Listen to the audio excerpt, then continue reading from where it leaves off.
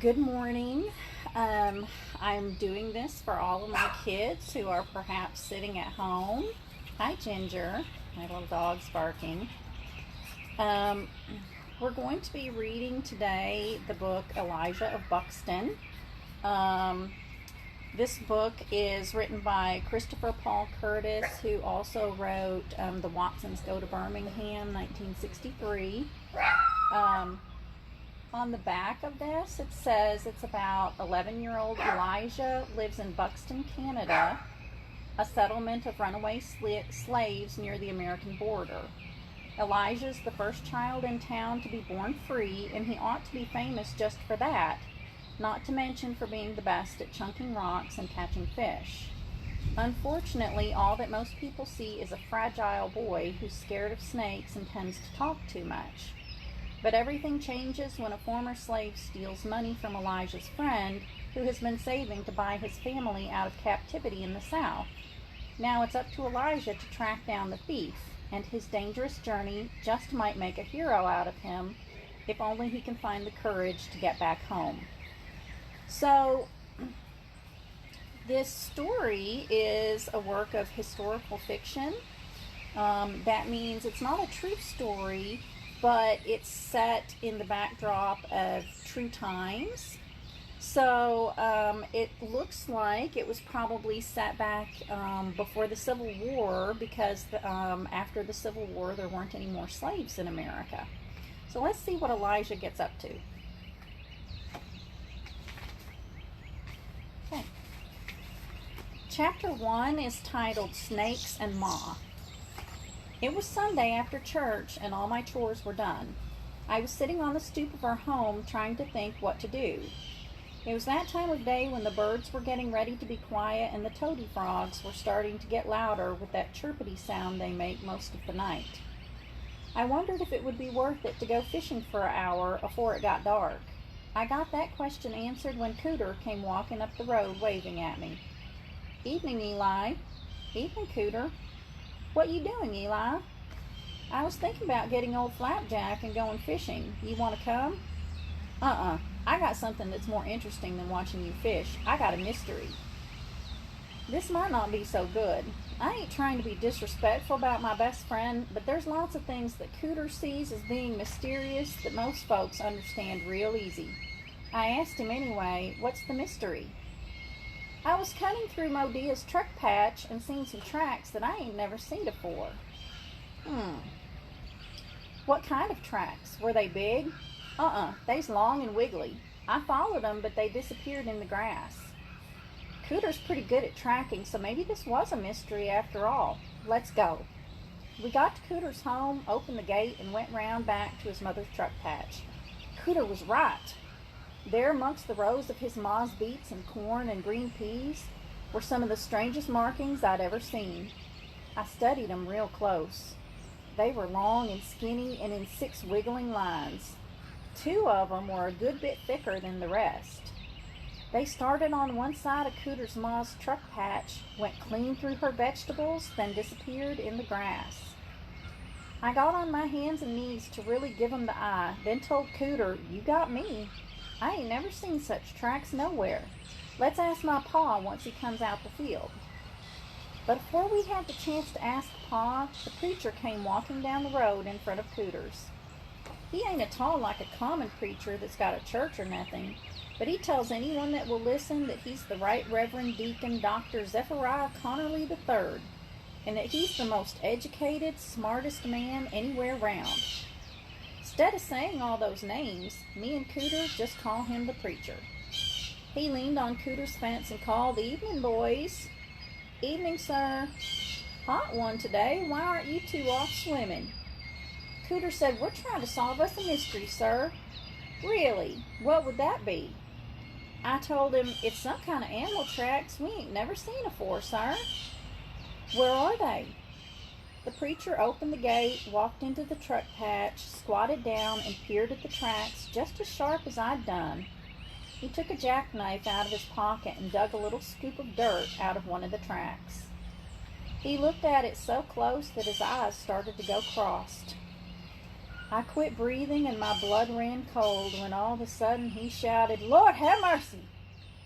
The preacher quick stood up and looked all around him the way you would if someone screamed out, "Wolf!" Me and Cooter looked too. Who wouldn't have? The preacher said, like he's talking to himself, "No, no, no. I knew this was going to happen. I just prayed it wouldn't be this soon." Me and Cooter called out together, "What? What was going to happen?" The preacher looked like his best friend just got killed. I warned them they had to check out those new free folks better. And now somebody's accidentally toted some of those horrible creatures up here.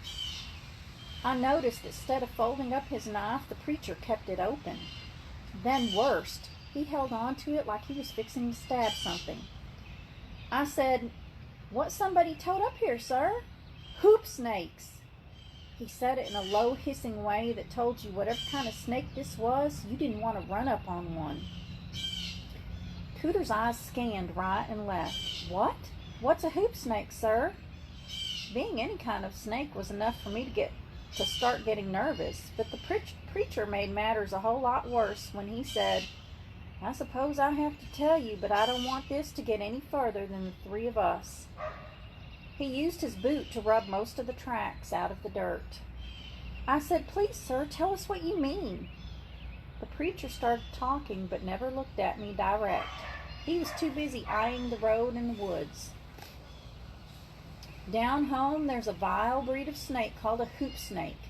Not only can it outrun a racehorse, it's been known to kill a fully grown bear with one bite. I looked at Cooter and hoped that I weren't looking scared as him. The preacher went on, "They look like near any other snake, except for one thing." "What?" "They have the habit of sticking their tails in their mouths, then biting themselves." That don't make no sense. That don't make no sense at all. If what the preacher was saying was true, these snakes sure ain't too sharp-minded. I said, "How are they going to bite you if they're clamping down on their own tails, sir?" "Good question, Elijah. But they don't hold their tails when they're ready to bite. They hold them when they're ready to chase after you." Cooter said, "But," the preacher held up his left hand, "listen. And my young brothers, you better listen good. This may save your lives. Once they've bitten their tails, they form the shape of a circle, then stand up like a wheel or a barrel hoop and commence rolling after whatever they've decided to kill." The hairs on the back of my neck started jumping like a skeeter brushed up against them. The preacher said, "After they catch you and bite you," he snapped his left hand shut like it was the mouth of one of these hoop snakes, "the true horror begins. You're doomed." Cooter said, "How come?" "Because, Cooter, their poison gets into your blood too quick. Within hours, you commence swelling till your skin looks soft and rotten as a ripe peach left in the noonday sun." Cooter said, "What? You swells up?" The preacher said, "You swell so much that after exactly 7.5 days, the pressure in your body becomes too great and you explode like an overheated steam boiler. In seconds, your stomach and your lungs and your other entrails are flung around you for miles and miles." I couldn't believe folks who got free would do this to us, even if it was an accident. But the preacher warn't through. Worse, the swelling affects everything but your head, so you're forced to watch the whole tragedy unwinding right in front of your eyes. Cooter edged close to me and choked out, "Well, sir, at least you dies quick and ain't left to do much suffering." "No such luck, Cooter." The preacher held up 2 fingers. 2 weeks. It's 14 endless days after your explosion before you pass on. And it's no pleasant death either. You finally die from starvation." Cooter said, "Starvation? How come you don't eat nothing, sir?" "Because, Cooter, no matter how much food you swallow, it simply falls through the hole where your internal organs used to be and drops to the ground right in front of you." The preacher stared hard in the direction the tracks were headed and said, "Those tracks were fresh. Looks like a mama and papa and a slew of babies, which, God bless us all, means we're too late. They've already started breeding. And from the way those tracks were going, I'd say they're hungry and have started up a hoop snake hunting party." The preacher throwed his knife into the ground where the tracks used to be and put his hand on the fancy holster and mystery pistol he always totes. "Boys," he whispered, "I need you to solemnly promise me something. I want you both to swear on your mother's lives that if I'm ever bitten by one of these beasts, you'll take this pistol and put a bullet in my brain. I'd rather be shot dead than face such a horrible, prolonged death. Raise your hands. I need each of you to promise that you'll blow my head right off my shoulders." I near jumped to the moon when a loud bang came from behind me. I looked back, and Cooter'd already run into his house and slammed and locked the door. He weren't about to promise nothing. Before I knowed what was happening, I was through Cooter's gate and right in the middle of a good, long, hard run home. I had sense enough not to take no shortcuts and stuck to the road so's I could at least see the hoop snake hunting party if I ran up on it. Ma must have heard me screaming from a ways off, 'cause she was running out our front gate by the time I got there. She said, "Elijah, what on earth's wrong now?" I busted through the gate, pulled Ma into the house, and slammed the door behind her. I was too worn out and shooked up to talk, so she started looking me up and down and spinning me round to try and figure out what was wrong. After a second, she said, "Elijah, sweetheart, you scaring me to death. What's wrong, baby?" Once my breathing caught up with me, I let her know about how the runaways from America had accidentally brung hoop snakes up to Buxton, and how they were out in the woods rolling around looking for something to kill. Ma looked at me like I was daft.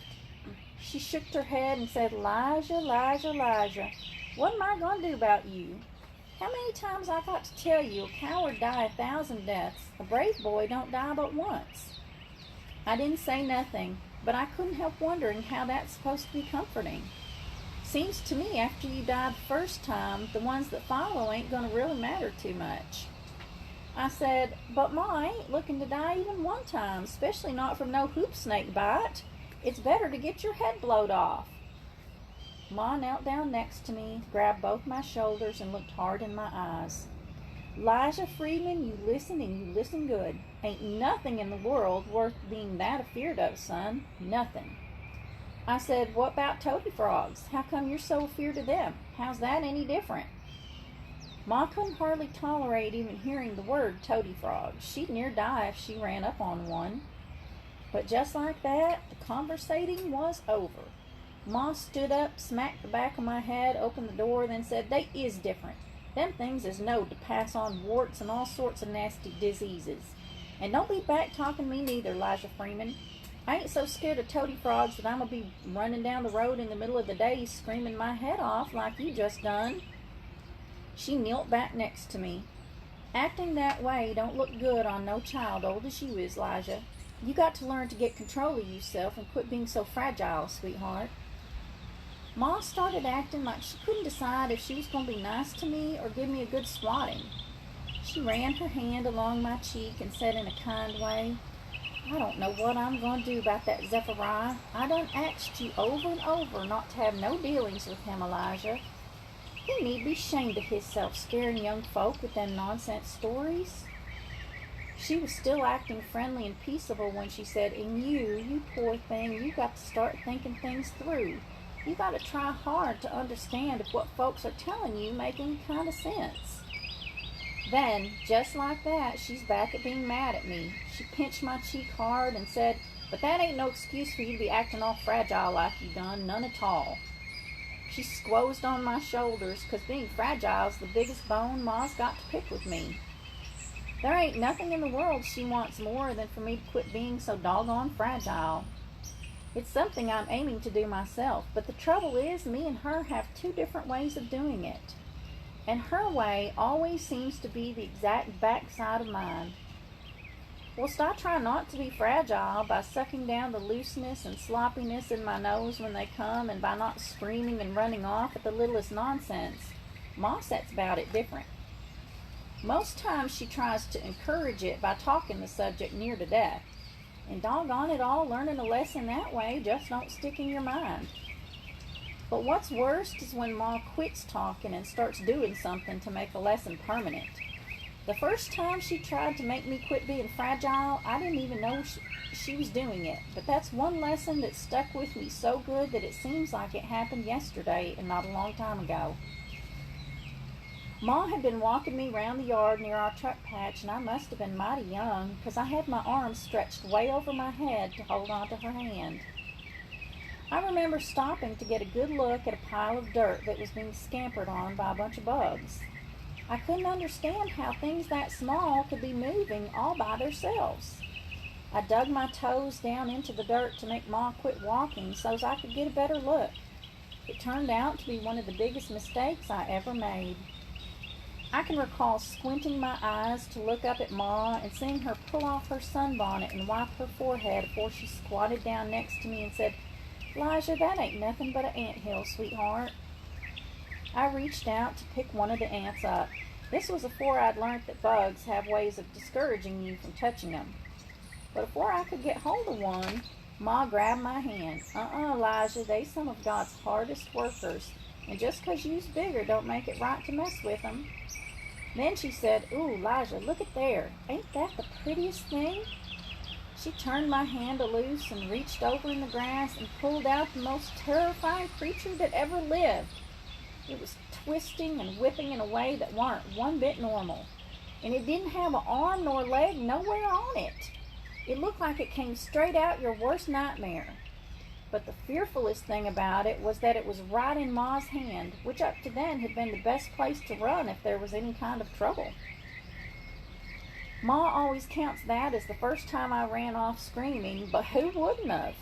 Near everything I learnt about snakes on that day and every day since shows that screaming and running from them ain't one bit at all fragile. It's sensical. All right, we're going to stop right there for the day. We'll start again tomorrow at 11 o'clock, and we'll continue reading in this, and we'll talk a little bit about the point of view of this book. Be thinking about point of view, and if you have your ELA notebook at home, review that and see if you can figure out what point of view this book is written from. We'll talk about that again tomorrow. Hope you tune in. Bye.